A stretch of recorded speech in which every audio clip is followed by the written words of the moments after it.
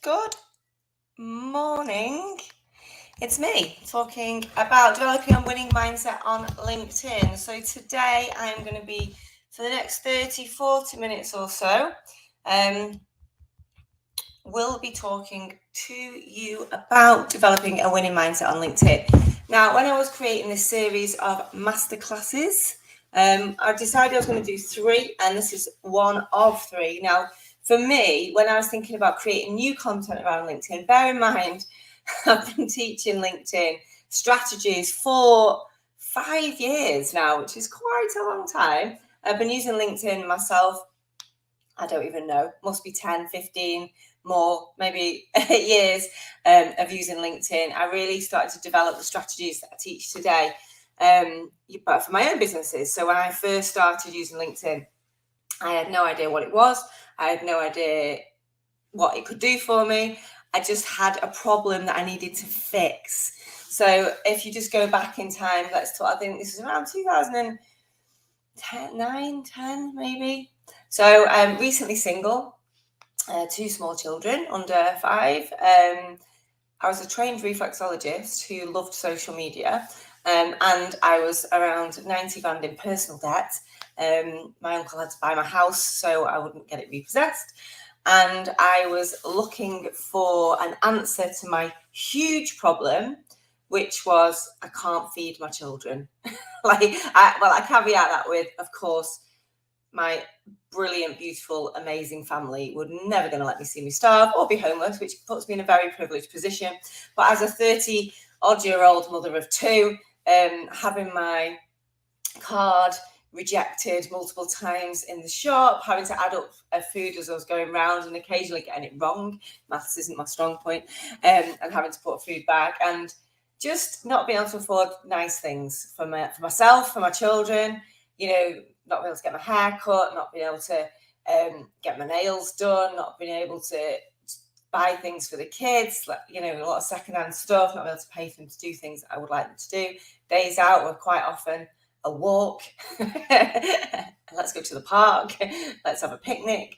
And I'm sure a lot of people will relate to that. I'm sure I wasn't the only one. Post-financial crash, he was really struggling.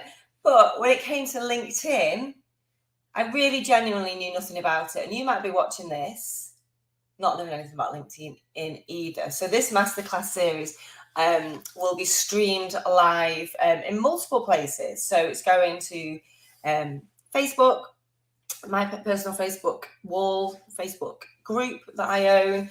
It's going on YouTube. It's going onto LinkedIn. So if you're watching this on YouTube or you're watching this on Facebook thinking, I don't know anything about LinkedIn, then I hear you. And that was exactly me. All I knew was that I had a problem that I needed to fix. I needed to make some money. I couldn't continue swapping my time for money doing reflexology because I had to be out of the home. I had to be people around. I wasn't able to go out in the evenings like I used to. So I had this kind of challenge of I needed to make some money online. And I just didn't know where to start. I also had quite severe mental health challenges. I mean, I was very poorly when I was a teenager. I was in the Priory. But I personally had the mindset of very low confidence, a lot of fear and anxiety, both in real life and about my situation, and just wasn't in that kind of confident, go-getting, let's go and create a business mindset. I was very much in the fearful, scarcity, what the hell am I going to do to survive mindset. And LinkedIn saved me. And LinkedIn really did save me. And I went to LinkedIn without really any preconceptions. So again, we're 10 years on from this story, or 12, 13 years on from this story now. And I'm sure a lot of you, particularly if you follow me, will have heard me talk about LinkedIn. You'll have seen me talk about success on LinkedIn. So maybe it's not such a mystery, but for me then, it was a complete mystery. But I knew I couldn't do a lot of the things that you would normally do to go get business 15 years ago, 13 years ago, which was go to something like a networking event, for example. I knew that I loved social media and I wanted to do it for other people because I'd done it for my own business, my ex-husband's business as well. And I'd really seen the power of it. Again, we're talking about the olden days of social media where you could post on Facebook and get people to come knocking on your door, right, without paying to play. And I knew that I could do it for people remotely, which obviously would tick a massive box for me. But I didn't know how to get clients and to go to something like networking when I had 2 small children who obviously needed to be up and out to nursery and preschool. So logistically, a lot of the times didn't work for me. Didn't have any money. So again, to pay £15 to go to an event, sort of out the question. We didn't really have online free networking in those days. And I didn't really have the confidence to go and stand up and talk in front of people. So for me, it was really, when I looked at this LinkedIn, I thought, well, my potential clients are in there because it seems to be a lot of business people and people who've got good jobs. And I don't have to go anywhere. I don't have to pay anything. I don't have to talk to anyone. So a lot of my LinkedIn sort of strategies came from that. I didn't want to have to send lots of messages and ask people to buy from me because I was terrified of the rejection. So instead I thought, how can I use this platform to get people coming to me? Because I'd done that quite successfully on Facebook and Twitter. And I sort of had this concept of, right, if you are really clear on what you do and how you help people, and you put yourself out there consistently, which is what I did for my other businesses, and you grow your audience. So like, for example, on Twitter, it was like following people, and Facebook, it was asking to be friends with people, and LinkedIn's no different. It's just asking to connect with people. So I grow my audience and I show people what I can do, and I'm really clear on who it is that I want to work with, then surely this is going to work the same. And I just saw it as this huge opportunity. And that's really what today's masterclass is about. It's about looking at the opportunity. I want you to forget about the tactics for now. I want you to forget about everything you've seen, read, and heard about LinkedIn. I want you to take all those preconceptions and just put them to one side. I'm not saying they're not all true and they're not all right. And, there aren't other ways to get leads from LinkedIn than my way. Of course there are. There's, a million different ways to use LinkedIn. But I want you to get in a winning mindset on LinkedIn, in that I want you to take the opportunity, no matter where you are in your business, where you are in your confidence, where you are in your finances. Take the opportunity and grab it with both hands. Because for me, when I was thinking about creating this masterclass series, number one thing that came to my head is what stops people. So I've helped thousands of people, probably hundreds of thousands, if you take into account all of my free content, all of the lives that I've done, all of the challenges that I've done, thousands of people, all the connections that I've got, so all the talks I've done, it's really hard to measure, isn't it? All the stages I've been on. Every time I teach my stuff, it's the same. I've got 20,000 people in my free group. I've got that, 20,000 people in my emails. I've got 36,000 on my LinkedIn. And all of these people, every time I teach it, every time I do one of my guest expert recordings, one of my guest expert lives, it's still, to me, I still think it's so simple. And we will be talking about the strategies this week, but in this series, but it's so simple. So the number one question that's come to me over the last 5 years of teaching is, why don't people just do it? Why don't people just take my advice, which I give freely over and over again? There's no secrets. Why don't they just do it? And the number one comes back to mindset. And for me, when I talk about mindset, I talk about the way people feel about what they're doing, the way that people feel about the activity, and the way people feel about LinkedIn. So I want you to think and, maybe write some notes on this, or just have a thought process around it. Is that, how do you actually feel about LinkedIn? When I say LinkedIn, what comes to mind? Is it like, oh, sleazy, salesy, loads of DMs, loads of people pitching to me, people I used to work with, people that I don't want to ever see again, the old me? It's Facebook in a suit. I can't be myself over there. I've got to be a certain person over there. I can't put the stuff that I put out on on Facebook or Instagram on there. Like, it's different. It's unknown. It's scary. It's like, think about what it means to you when I say LinkedIn. Like, what word association comes to mind? I've spent 5 years at events when people say, "Oh, what do you do?" I say, now I just say I'm a business coach because it's easier. But I say, "Oh yeah, I should be able to get leads from LinkedIn." And people go, "I hate LinkedIn." Okay. I'm not going to try and persuade you to love LinkedIn in the next 5 minutes while we're drinking this cup of tea. It's kind of like, okay, cool. We don't have to. I say, well, I love it, because I've made lots of money from it, and that's what makes me love it dearly. So I want you to just do a little bit of self-examination around, well, how does LinkedIn make you feel? And how do you feel, which is kind of different, about putting yourself out there on LinkedIn? Like, what is your deepest, darkest fear when it comes to putting yourself out on LinkedIn? Like the stuff you don't even want to say. Like, just say it to yourself, what's the worst that could happen when you put yourself out on LinkedIn? What are you really afraid of? Might be nothing, and that's cool. You might just say, just give me the strategies, Helen, I'm just going to go for it. But in my experience, having trained, I've got nearly 2,000 people in my paid program, the LinkedIn Mastermind. We've had over 20,000 people go through my free mini program, the 5-day challenge, which is the link. There should be the link somewhere on this post. Please do get it signed up for it, and it's an experience, if nothing else. Why don't all those people just do it? Why do people pay me to come into my program, right? If the training is the training is the training. And there tends to be three types of people. And again, self-awareness is the key, right, to self-development. So maybe think about which one you might be. So one type of person is that they take my advice and they run with it and they just do it. So these are people who, probably type A personalities who are like, great, Helen's just told me as it is, love it, let's get on with it, let's do it. It's a 3 things to do a day strategy. I'm going to do my 3 things. I'm going to just approach it like I would lifting weights. I know if I lift weights every day, I'm going to build muscle. I know if I make this choice every day with my eating, I'm going to lose weight. I know if I consistently, take action in my business, I'm going to make money, right?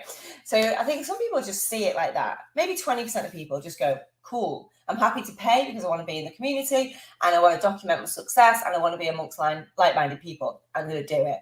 And I'd say probably 80-20 of those are men, right? Very direct, very just non-emotional. Cool. So I'm just going to post every day. I'm going to engage with people every day. And I'm going to add people every day. Spoiler alert, that is the training. Cool. They just get on with it and do it. And they get great results. And they do it. And this is the thing about mindset, is they do it without any expectation on return on that time investment immediately.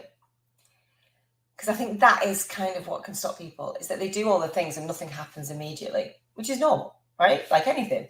If you lift the weights for a day, nothing happens. You lift the weights for a year, something happens, yeah? You don't eat the chocolate for a day, nothing happens. You don't eat the chocolate for a year, something happens, yeah? It's just cause and effect. You don't get that immediate gratification with many things worth having, right? Let's be honest, If it's an instant quick fix, everyone would do it and it wouldn't be something that's rewarding. So it's the same with LinkedIn. If you post on LinkedIn, nothing happens. You add people on LinkedIn, nothing happens, really. You don't get comments, you don't get likes, you don't get engagements. Why would you? Why should you? You don't make money straight away. Sometimes you do, actually. Sometimes it works really well, really quickly. But that's often luck rather than judgment, right? So it's doing the things without the expectation. I'd say that is the winning mindset to have on LinkedIn, actually. It's to do the things without expectation of a result right now. Of course, if you do the things for a year and nothing's happening, then we look at it, right?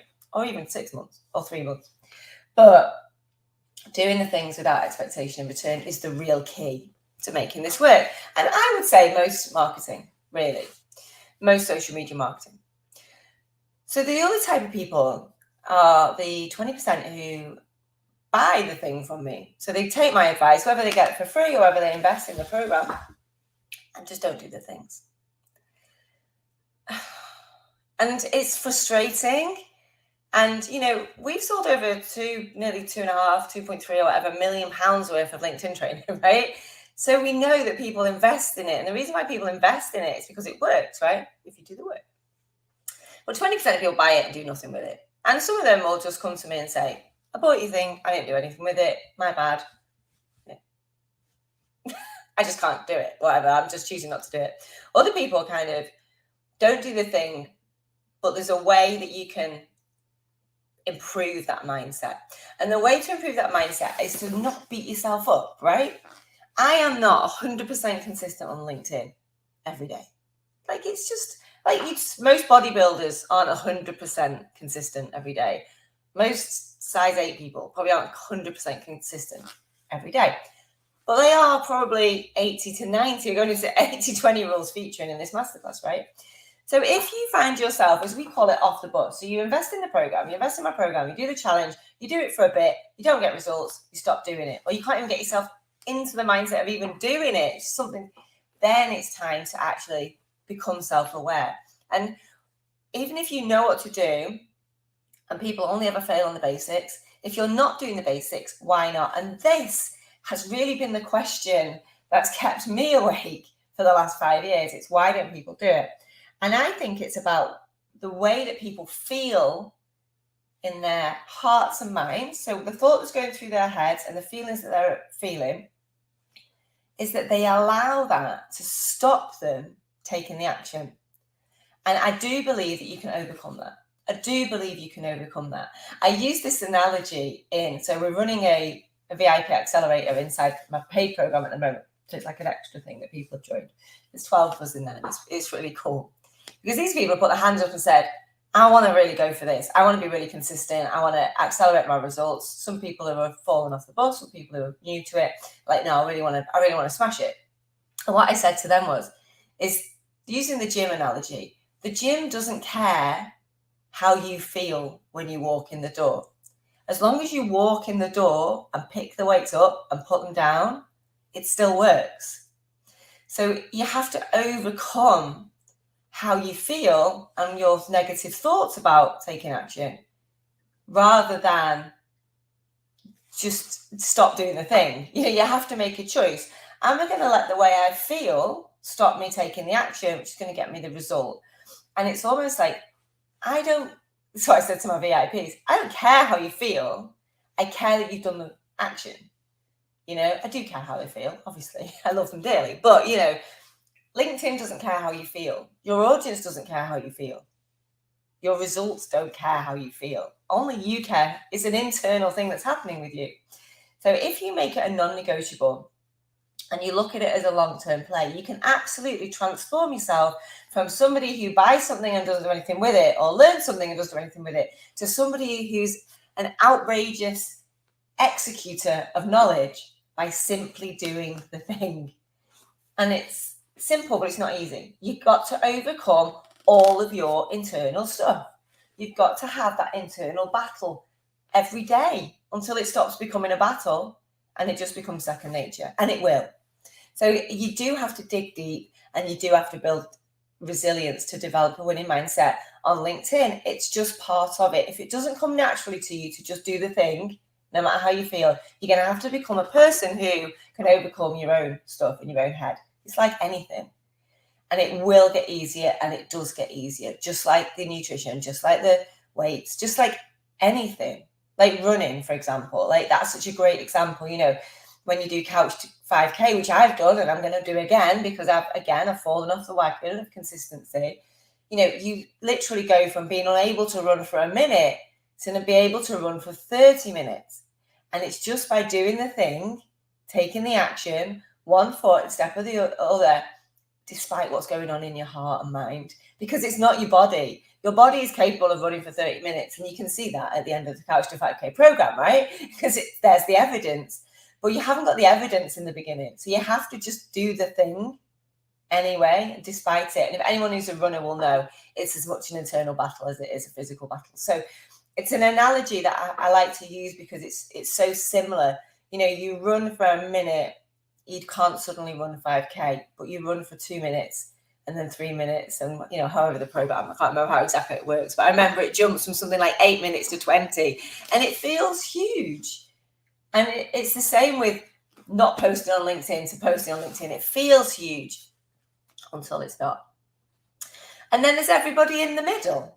So in the middle of all of the types of people that I've helped overcome their own kind of hesitations when it comes to LinkedIn, there's everybody in the middle where life gets in the way, or they're just not sure what to post, or they just get bored with it. That's okay too, right? We're all just people having a human experience, right? However, you can become somebody who gets amazing results on LinkedIn by just a bit of tough love with yourself. We're going to do these things. and we're going to make sure we do the 3 things a day, and we're going to trust in the process, and we're going to get the results. And you absolutely will get the results. When I say my strategies work, when you do the work, I mean that, and I can say it with confidence because I have the evidence of thousands and thousands of people who have done that internal battle, have dug deep, done the work. And when I talk about the work, I want to talk about what it actually is.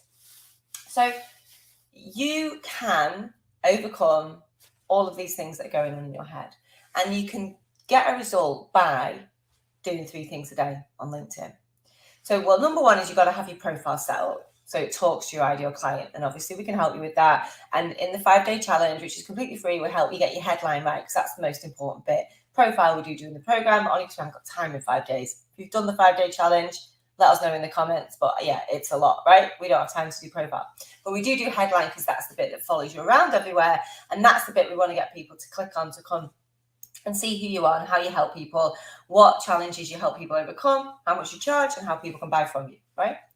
Then it becomes, let's do the 3 things a day, right? So the 3 things a day, posting, well, 3 things to do in the order that I normally talk about them, just for the sake of people who've seen all my stuff thinking this is new information. It's not. So the number 1 thing we do every day is we ask people to connect with us. So we ask people to connect with us so we grow our audience. That's it. And this is what I talk about mindset. We don't get emotionally involved in whether people say yes or no, whether they demand to know how we know them, whether they ignore us, whether they block us. Like, that's on them. Other people's behavior on LinkedIn is literally none of our business. That is not what we're focusing on. So instead, we just ask to connect with 10 to 15 people a day who look like they could potentially fit your ideal client or have influence over your ideal client. So, for example, journalists or influencers in your space. But your core asking to connect each day without writing personalized connection requests should be people who potentially could buy your stuff. And again, we don't overthink about whether they're the exact ideal client or whether they've definitely got the problem. We're making a best guess, growing our audience every day, because that's the discipline. We're not getting involved in the results. We're just taking the discipline every single day. We're going to ask 10 to 15 people to connect with us, and that's how we're going to grow our audience. The second thing we're going to do is we're going to engage publicly with our feed. So the people who are in our world, or the people that turn up in our feed, we don't overthink how they've got there, and we just comment on people's posts to make them seen, feel like they've been seen, and validate what they're saying and what they're trying to achieve, and just being generally supportive, useful, kind, non-combative members of the community.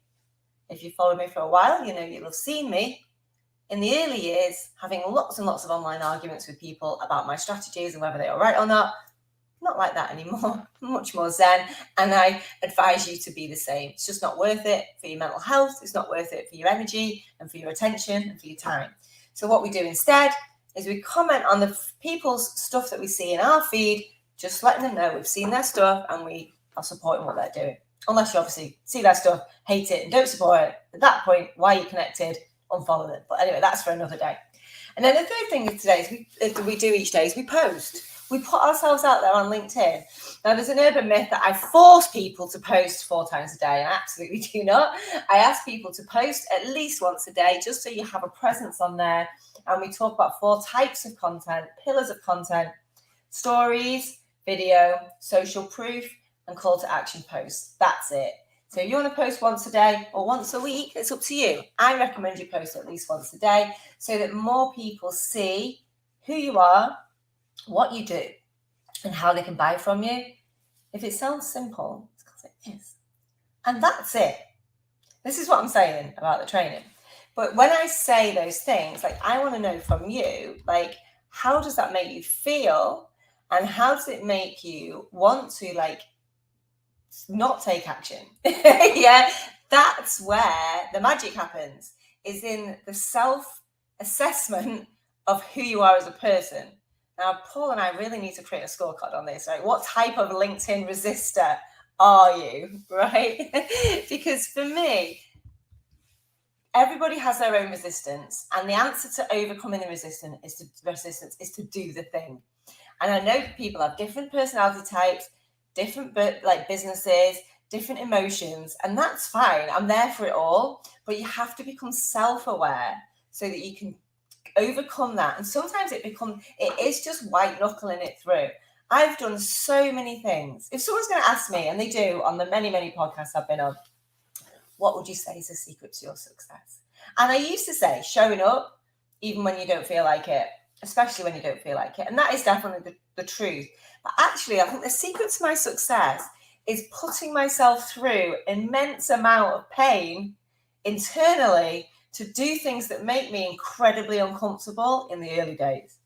And now people say, oh, you're so confident, you don't care what people say or think. I do, but I have that air, I absolutely do. I hate it when people unsubscribe from my stuff, right? I'm a hot mess emotionally still.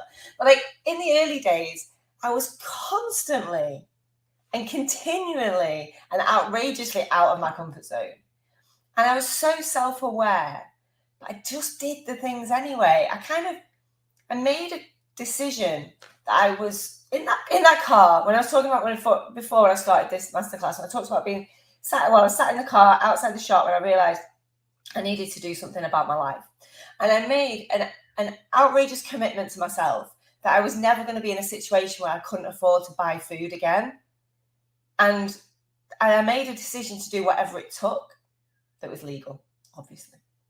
And I knew that as long as I was happy being incredibly uncomfortable, and this is coming from me, who's got, had mental health issues all my life, I'm still, I'm still very fearful of lots of things, like the underground, for example, so it's not like I suddenly became this butterfly of confidence, but I made a decision that I was never going to be poor again, no matter what it took. And if that meant being very, very uncomfortable, being consistent, doing it when I didn't feel like it, putting myself out there, even when people were giving me grief, even when people were telling me I was posting too much and I'm too much of this and too much of that.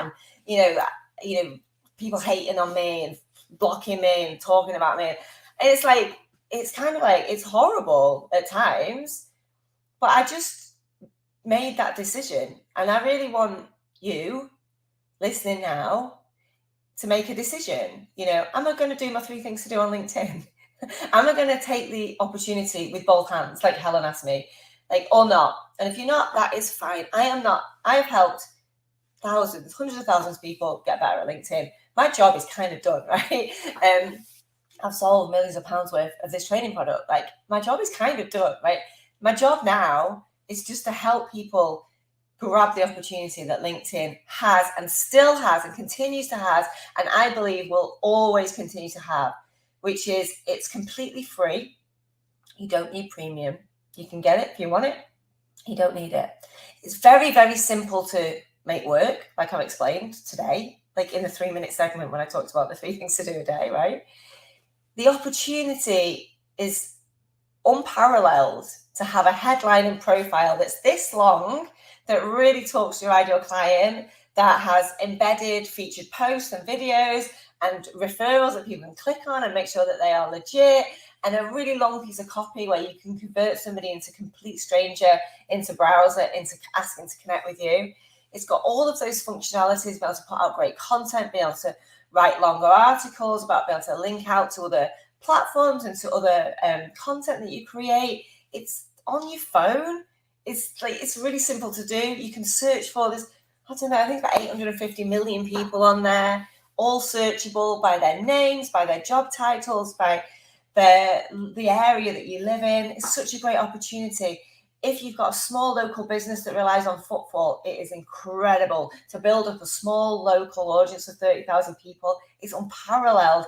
If you're selling B2B, where you want to speak to the highest, most senior people in the land, CEOs are on LinkedIn, and they quite often manage their own LinkedIn as well. So it's a really strong way to engage with them and get in contact with them.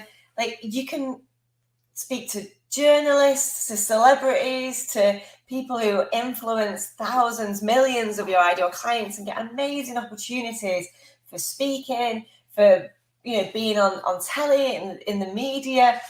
Like, I could bang on about this all day. I'm not going to, but I want you to get in the mindset of, this is a great opportunity. Forget what I've thought about LinkedIn. I'm going to trust Helen on this one, that I can use LinkedIn to generate loads of inbound inquiries for my business without sending any DMs, without being out on there for hours on a day, without worrying about what people might do, say, and think, without focusing on my likes, comments, and engagements, because it's just not that kind of platform. Having a really clear way to see it's working by having the profile views there for me to see clocking up, which is great. Means more people are viewing that landing page. And I'm just going to throw myself into it, no matter how it makes me feel. That's how you get a winning mindset on LinkedIn. I could talk about it all day. I'm not going to, but I do hope you've got something out of this. I really want to know what your top takeaway is. Please post about it. Please share this for me. The more people I can reach, the more people I can help get into the mindset of using LinkedIn. And once that's really the key to unlocking this stuff, I'll be back with Masterclass 2 and 3, and there'll be more about strategies and tactics and how to convert your LinkedIn activity into cash in your bank. Because I don't know about your mortgage company, but mine will not take LinkedIn likes to pay my mortgage. So there's going to be much more practical commercial advice. But this is the most important one in the series, which is why I went first. And I'm hoping you've taken something away from this. And I hope you've done some self-reflection about where you're at and where you want to go and how you can really take those steps to do this. And I'm cheering you on every step of the way. Please post about it. Tag me in it. I really love to see that you've got something from it. Message me. Join the challenge. Come and have fun. Live with Wine every night from the 7th of November. I will see you then. I'll see you for Masterclass 2.